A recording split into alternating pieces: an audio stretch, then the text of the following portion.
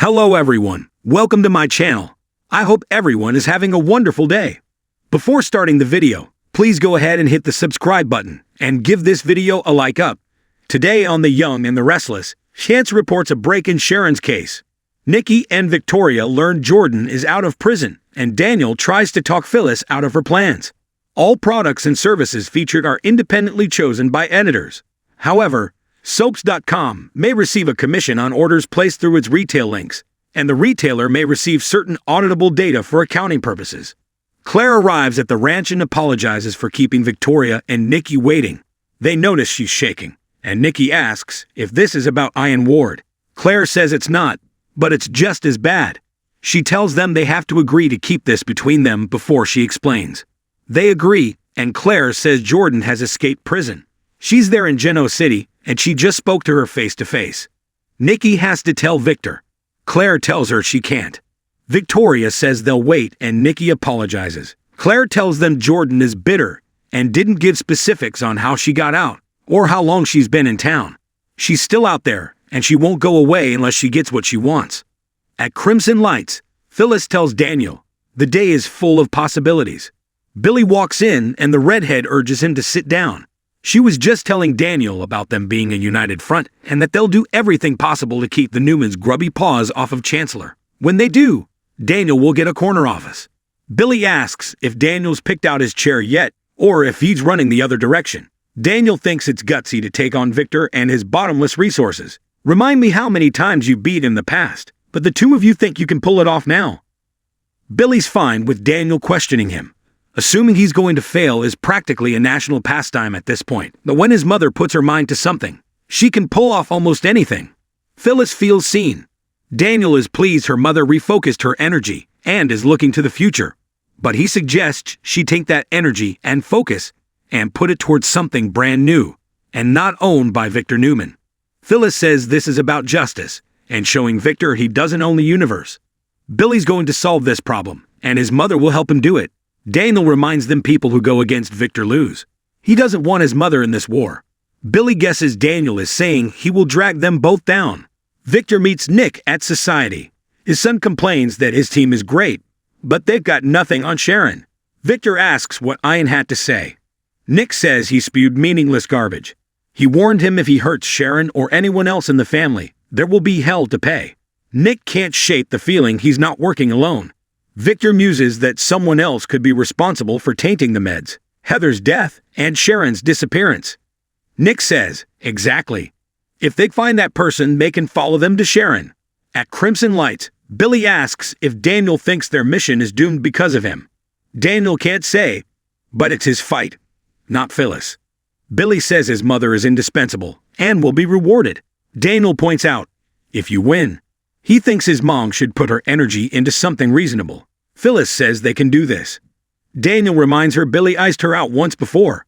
Billy says he's right, but that's when Jill gave him an ultimatum. He thought he could trust his mother, but in the end, he lost it all. Daniel doesn't see the logic in going after Victor. Billy predicts a big win with Phyllis on his side. Daniel mocks their confidence and invites them to lay out their plan. Billy isn't willing to share it right now. At Society, Victor thinks Nick is right about Ian working with someone. They have to be on the lookout for another person, or even more. Victor says time is running out. At the ranch, Nikki and Victoria are stunned that Claire didn't call the police. Claire says it's because of what Jordan said to her. She came back for me. Victoria says she can never hurt her again. Nikki agrees. She will never have the chance. Claire says it wasn't just a threat. It was more complicated. Pain. Loneliness. She told her how much it meant to see her again. Victoria gasps, "You did what?"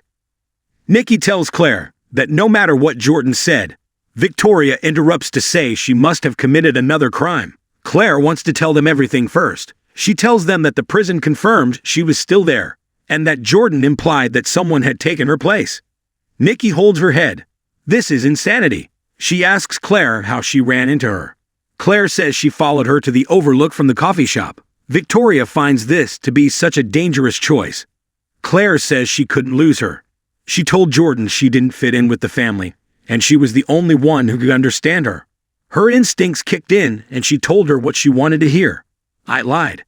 At Crimson Lights, Billy won't be goaded into sharing anything with Daniel. This makes him think Billy doesn't have a plan. Phyllis tells her son, this is a fight they know they can win.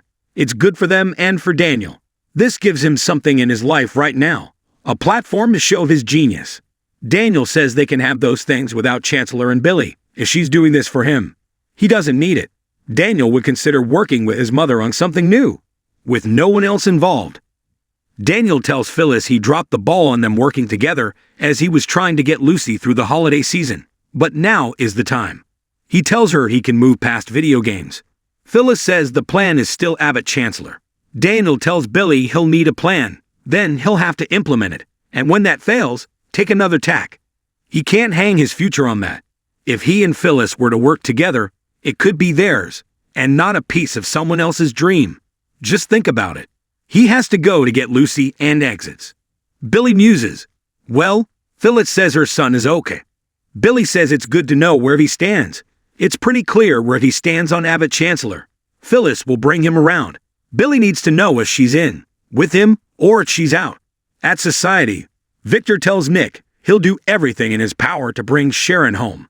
If she wasn't found in the water, they're buying time. Nick says there's been no ransom demand. Victor feels they have something in mind, but not murder. Nick's going crazy thinking of her locked up somewhere. Victor says she's the mother of his grandchildren, and no one will hurt her. If this is Ian Ward, he'll have hell to pay. Nick gets a message from Chance about a new development and tells him to come over. At the ranch, Claire tells Victoria and Nikki she was able to get to Jordan. She really wanted to believe the things she said about the Newmans. She describes the satisfaction in her eyes that she thought she would side with her and cling to her. It all makes Victoria's skin crawl. Nikki tells Claire she never has to see her again. Claire says she does have to because Jordan will never give up. No prison can hold her, and Newman security can't keep her away. There's only one way. Jordan has to be stopped for good. Victoria warns her to slow down. Claire says she stole Victoria's child and Nikki's sobriety. They will never be safe. They will never be free. I can't go through this again. Victoria thinks she's giving her aunt too much credit. Claire says she's back, and they can't make the same mistake twice. She will hurt more people. She will kill again. There is no other way. Jordan will never stop inflicting her evil on this world, so they have to stop it. They have to do it quickly before she kills again. Jordan has to die. At Society, Nick needs to know what Victor's plan is for Ian. Victor says he's coming at him from all sides. He's talked to Michael and Adam. Nick says Michael can go after him with the law. But what can Adam do? Victor says Adam will remind the world who Ian really is with Newman Media.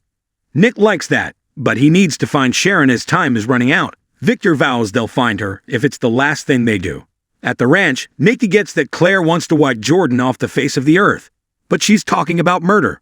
If she takes her life, she'll think about her more than ever before. She knows from experience. Even in death, Jordan will have won. Claire doesn't believe it. But even if it is, that's her problem. It's a small price to pay to keep them safe. Nikki and Victoria won't lose her, and implore that this is not the way. Claire argues that Jordan will kill again if she gets the chance. If someone else dies because she wasn't strong enough to do something. Nikki says it's not her responsibility. Claire thinks it is. She helped her. If she does nothing, she will be her accomplice. They must put an end to her once and for all. At Crimson Lights, Billy tells Phyllis he watched her when Daniel was talking. He could see that she lit up when you mentioned working together. He understands that, but he doesn't think she can trust him when he says, teamwork. Phyllis points out she's sitting there with Billy. He thinks she deserves a top spot at Chancellor. He doesn't want her to play nice. If she wants to sit in a corner with Daniel and wait for a payoff, Phyllis tells him to stop talking about her son. Billy hasn't provided any details. We're in the trenches. She expects him to go over things with her. Billy reveals that Daniel's not the first person he's hinted to about the plan. Phyllis throws up her hands. Does he have another partner? Billy tells her, the best way to get Victor is to go through his family. The most logical target is Adam. Phyllis asks how that will get him Chancellor back. Billy is going to destroy Victor's black sheep son. Phyllis asks, that's your plan? That's your entire plan. Billy finds beauty in simplicity. Phyllis asks what he'll say about him that hasn't already been said. Billy says it will be a multi-pronged attack. They'll obliterate him until it hurts Newman financially. The reward is in the journey itself, and the payoff will be worth any amount of time spent. Phyllis groans. She's processing. She has no problem with wanting to grind his enemy into the ground. Billy insists the best way to get to Victor is through Adam. Phyllis asks if he wants to get his company back, or Chelsea. Billy doesn't appreciate cheaters. This is not a revenge plan. Phyllis thinks it sounds like he wants to get back at Adam because he blew up his relationship. It's a vendetta, not a plan. It's the grandiose vision of a guy who is spinning out again. It's not good, Billy. At Society, Chance tells Victor and Nick that they have something, but no location on Sharon. They obtain footage that Sharon got out of her car on the night in question and was approached from behind.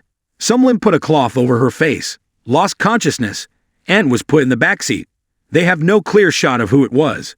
They're checking routes to the river to hopefully get a clearer shot of the driver. Nick fumes that they have to ID the driver as soon as possible. We find them. We find Sharon. Chance shows Nick and Victor the footage of Sharon being chloroformed. Nick says the person is definitely surer than Ian. There's something familiar about them. Victor says, "You know, to me as well." Nick wonders if it's someone they know. In the sewer, Sharon screams and struggles to reach the black pipe, crying out until she finally manages to kick it with her foot. Before long, she has it in her hand and starts smashing it against the chain, trying to break it. At the ranch, Victoria and Nikki make a pitch to get Victor's advice. Claire says he hasn't shut Jordan down yet. This is the only way. Jordan will kill anyone who stands between her and her revenge. Everyone they know is at risk unless they stop her forever. They'll do to her what she planned to do to them, and they'll use her as the lure. I will not let Jordan hurt anyone else.